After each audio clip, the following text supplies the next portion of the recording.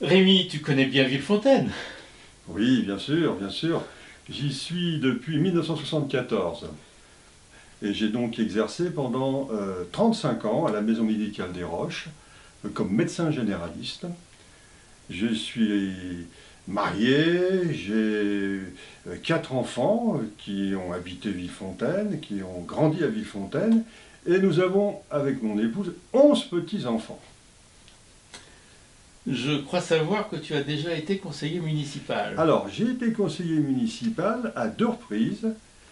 Une fois dans la majorité, de 1989 à 1995, et puis l'avant-dernier mandat dans l'opposition. Ça me fait donc 12 ans de conseiller municipal, et c'est pourquoi j'ai quand même une idée assez précise de ce qu'on pourrait apporter à Villefontaine. Euh, Alors justement, qu'est-ce que tu aimerais changer à Villefontaine? Eh bien, à Villefontaine, j'ai été très heureux de participer donc à l'élaboration du programme avec la liste avec, hein, parce qu'elle défend en particulier deux thèmes qui me tiennent à cœur, c'est la lutte contre les inégalités sociales et la lutte contre le réchauffement climatique. Alors, parlons de lutte contre les inégalités sociales. Alors, il est apparu que un des éléments qui pourrait nous permettre de lutter efficacement contre l'inégalité sociale, c'est d'agir au niveau des enfants en favorisant le soutien scolaire, l'accompagnement scolaire. Actuellement, il y a vraisemblablement des centaines d'enfants qui rentrent en secondaire avec qui ne possèdent pas les fondamentaux, et il est important que la municipalité puisse favoriser l'accompagnement scolaire en finançant des devoirs surveillés, en finançant des contrats d'accompagnement scolaire.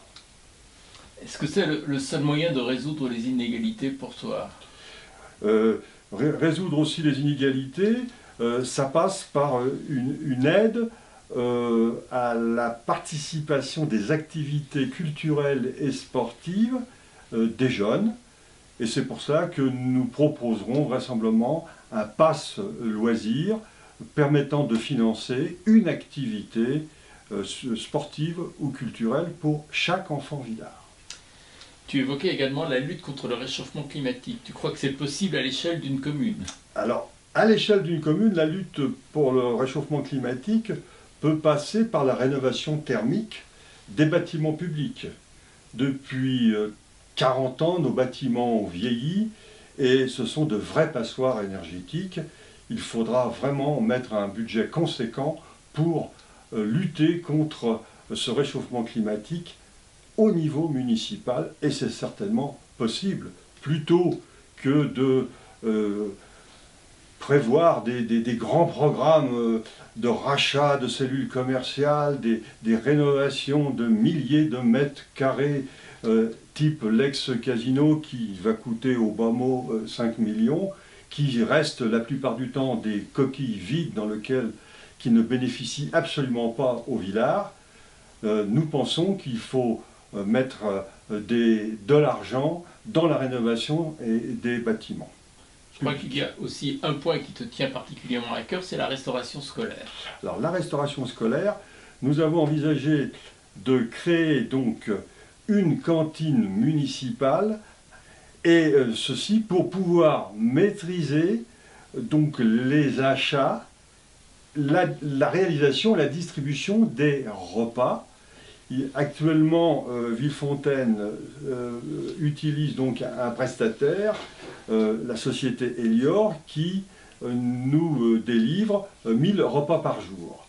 Dans notre programme, il est prévu, à moyen terme, dans les 2 années, de réaliser une cuisine centrale dont le coût est évalué à 2 millions, et il nous faudra vraisemblablement 2 ans pour la mettre en œuvre. Au premier tour, 70% des villards ne se sont pas déplacés. Qu'est-ce que tu aurais envie de dire aux abstentionnistes pour qu'ils viennent? Eh bien, leur dire que le vote au niveau municipal donc, est un choix de société et que nous défendons pour la société à venir sur Villefontaine qu'il y a un enjeu local très très fort pour lutter pour la solidarité, pour l'écologie et la citoyenneté. Merci Rémi.